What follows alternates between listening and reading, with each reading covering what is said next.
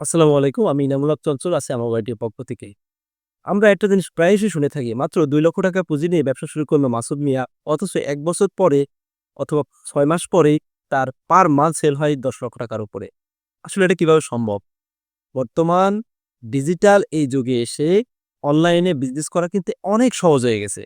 এখন অনেকে অনলাইন বিজনেসটা আমরা বুঝি না। অনলাইনে কিভাবে বিজনেস করতে হয়, কিভাবে প্রোডাক্ট সেল করতে হয়, কিভাবে আমরা এড ক্যাম্পেইনটা চালু করব। এগুলো আমরা অনেক কিছু বুঝি না।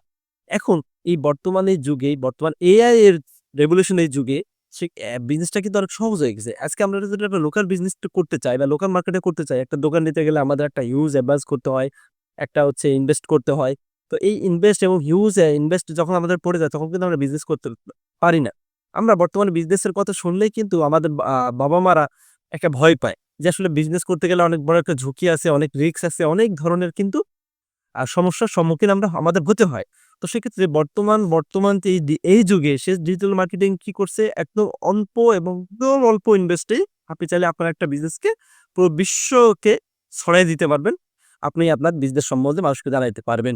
এখন কথা হচ্ছে এই ডিজিটাল মার্কেটিংটা কি? ডিজিটাল মার্কেটিংটা আমাদের বিজনেসকে প্রসারিত করবে। ধরেন আপনি একটা Facebook পেজ খুলছেন।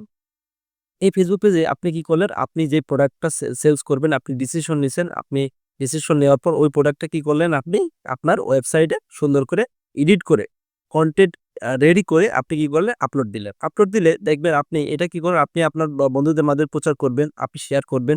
পাশাপাশি আপনি যদি চান তাহলে আপনি এড ক্যাম্পেইন করতে পারেন। এড ক্যাম্পেইন করলে সহজে মানুষের মাঝে দ্রুত পৌঁছায়। আর অর্গানিক পোস্ট করলে কি হয়? সেটা স্লোলি পৌঁছায়। তো দেখা গেল যে আপনি যেভাবেই করেন আপনি আস্তে অর্গানিক ভাবে যদি পোস্ট করতে থাকেন, আস্তে একটা সময় মানুষের কাছে পৌঁছাবে। এই যে একটা মানুষের কাছে পৌঁছালো ডিজিটাল মাধ্যম দিয়ে বা আমরা Facebook এর মাধ্যম বলি, YouTube বলি, Google, Instagram যেকোনো মাধ্যম দিয়ে দেখা গেল মানুষের কাছে পৌঁছাচ্ছে। এখন এই মানুষের কাছে পৌঁছানো তাদেরকে আপনি আপনার প্রোডাক্ট সম্বন্ধে ধারণা দিলেন, মেসেজিং করলেন, মেসেজিং করার অর্ডার নিলেন, অর্ডার নেওয়ার পরে আপনি যেকোনো একটা কুরিয়ার মাধ্যমে তাদেরকে প্রোডাক্টটা পাঠিয়ে দিলেন।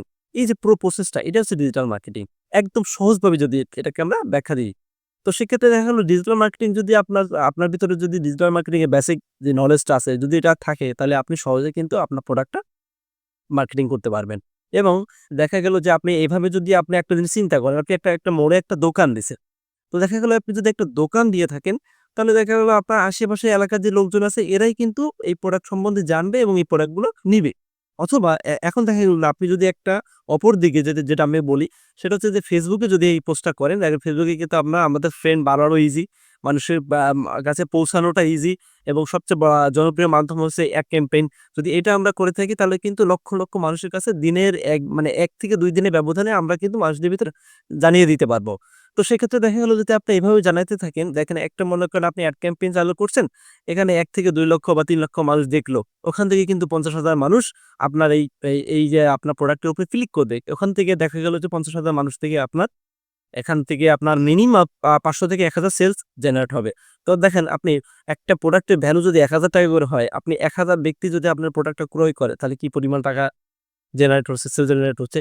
তো ডিজিটাল মার্কেটিং এর মাধ্যম দিয়ে কিন্তু আপনার ব্যবসাটাকে একটু সহজভাবে নিতে পারতেছেন। তো এরপরে আমরা যে ভিডিওটা বানাবো সেই ভিডিওতে ডিজিটাল মার্কেটিং ইউজ করে আ বা ১০ টা সিক্রেট আপনাদেরকে টিপস বলে দেব যেটা আপনি ইউজ করে সহজেই ডিজিটাল মার্কেটিং করে আপনি আপনার ব্যবসাটাকে সম্প্রসারিত করতে পারবেন। তো ঠিক আছে আজকে এই পর্যন্ত। ভালো থাকবেন, সুস্থ থাকবেন। আল্লাহ হাফেজ।